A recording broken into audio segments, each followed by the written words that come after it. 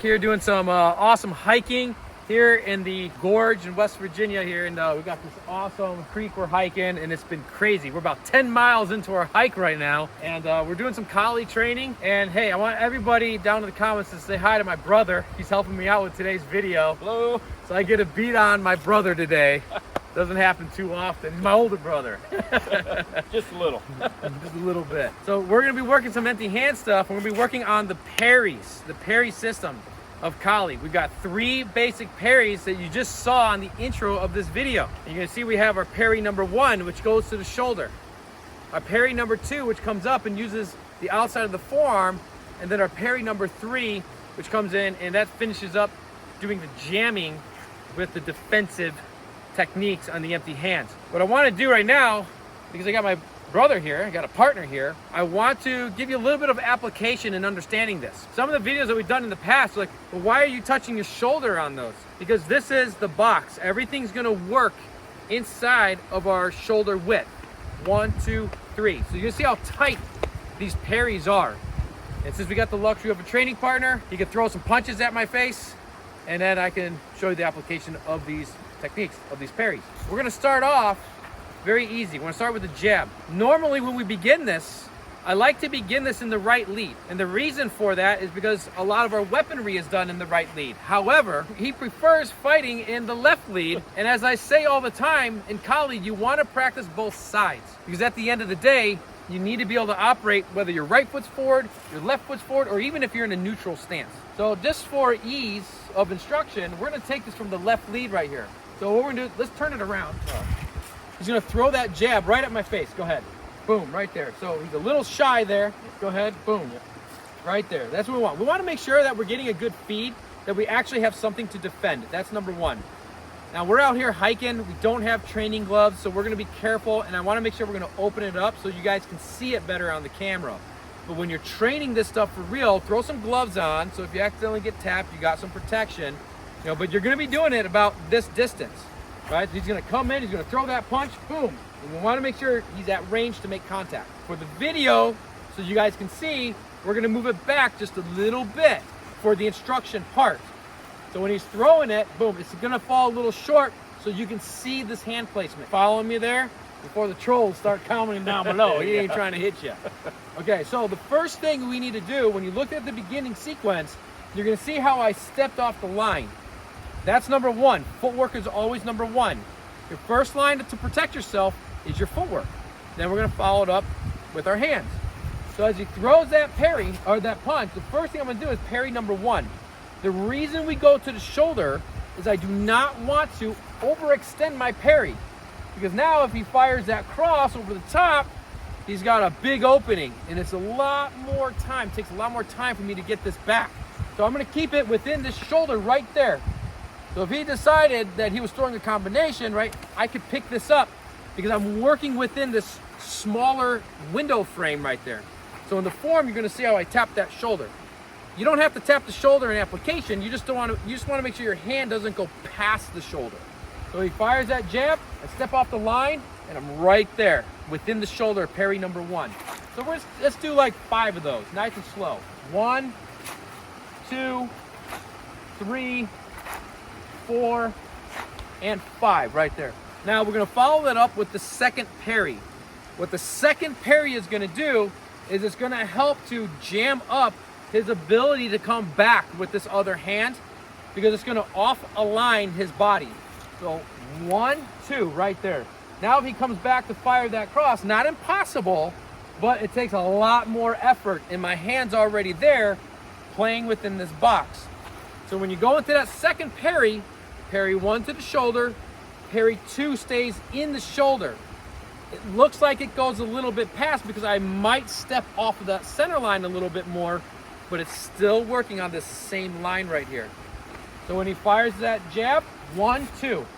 Just notice how I want to move forward. Collie, it's all about close quarters, corto range. 1, 2.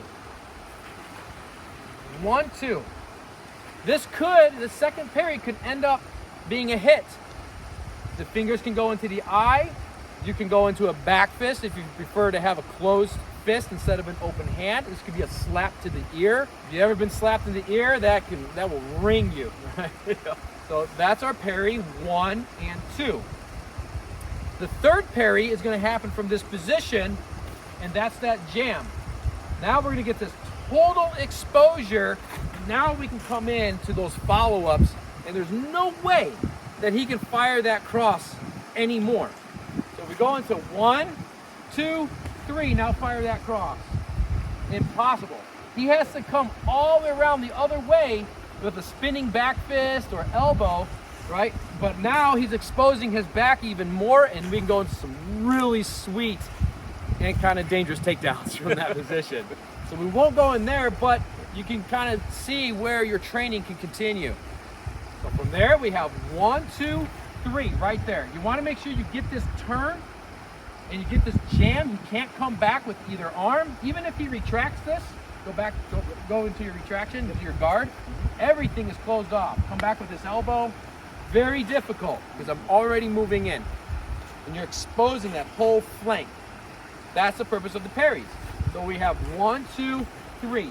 And again, 1, 2, 3. Nice and slow. I can have my hands up. 1, 2, 3. Now I'm kind of starting from a more natural position. 1, 2, 3. Now we can work the same thing off of the cross. These are linear strikes. If I'm working off the jab, I got to be able to work it off the backhand. So we'll do 5 number 1 parries. 1, 2, 3, 4, and 5. Okay. Then we go into the 2 parry. 1, 2. There's 2, 3, 4, and 5. And then we go into the 3rd parry. 1, 2, 3. 1, 2, 3. And that's what you want. You want his foot to move. You want his balance off. Right there. Let's do 2 more. Just because it's fun. Right there. Okay. That's how you work your 1, 2, and 3 parries. I'm going to give you one more thing I want you to practice when you're practicing on your brother or anybody. We do not have to work in as 1, 2, 3. That's not actually what these are meant to do. We train it this way in the beginning so you're building that coordination. But when we're working with timing here, because we don't really know what position am I going to be in, I might be right lead, he might be left lead, and at some point you're not really going to know what are they going to throw. Left hand, right hand, you don't know. So what I want you to practice is just go into your 2 parry. So as he fires a jab, I go straight to my 2 parry. 2 parry. 2 parry. If he fires the cross, 2 parry. 2 parry. 2 parry. You don't always have to begin with 1. Another thing that can happen is the 3rd parry is the jam. If we're standing off right here, and right before he fires that punch, I go into my 3 and I jam it up immediately. You see I'm in that 2 parry position right there, or the 1 parry. So if he does fire that other hand, maybe I can go into my 1 parry, or, be careful with this one. Yeah. If he throws it, I can go into my 2 parry right there. And if he throws that 2 parry and I'm coming in and that connects right to that forearm right there, that's a destruction. Very likely he's going to break his hand right there. Okay, so sometimes you have 3 parry, boom, right away. Sometimes I might have 3 parry right here. So you got to play around with your timing on this. 1 parry is because you're way behind the timing. They're able to initiate that punch, and it is getting to what we call the bridging line or the broken line. His hand is coming right to this broken line, this imaginary line where he's crossing over this line, and now he's coming on my side of the fight. If his hand reaches that line, you're going to be using 1 parry, right? Because if his hand reaches that line, it'll be very hard to get 2 parry in. See, he's already on my side. And when we're training to contact, just go nice and easy. Yep, step in. Yep. Boom, he's going to hit me. He's going to hit me every single time. So if his hand reaches this point, it's got to be 1 parry. So go ahead, step in. Yep, step in and then punch. Boom. That's the only way you're going to be able to defeat that with a parry. Okay? There's other things we'll do in future videos that your parry can take you into. If his hand is initiating, but has not reached this broken line yet, go ahead. I can get my 2 parry in. I have the time to do that. If he's moved his shoulder a little bit, but he has not fired that punch yet, I can get that 3 parry in. Or say we're moving, whatever, I'm just gonna intercept that right away with my 3 parry because it's the jam. And now I'm covering with 2 parry. Now watch this. I have my 2 parry, whatever he does, my 1 parry, boom, turns into the slap right across the ear. And it's so fast.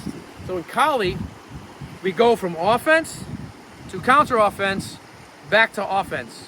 Or we go from counter offense straight to offense. We don't want to spend too much time on the defending side of things. We want to move forward right away so we can get in and end this altercation as quickly as possible. All right, I hope you get a lot out of this one. This is kind of going into the principal application of the parries. Make sure you have a training partner. Throw some gloves on so you can really work this stuff. But start off slow, get some coordination, learn this stuff, work the timing. And then as you're getting better and your training partner's getting better, then you can gradually increase the intensity of your training. And before you know it, you're a really, really hard person to hit. But it's getting easier and easier for you to hit them. Let me know down in the comments, what do you think about this approach to the parries? Make sure to say hi to Jim, my brother, down in the comments. Give him a thank you for helping us out in this video. And we'll catch you back here next time.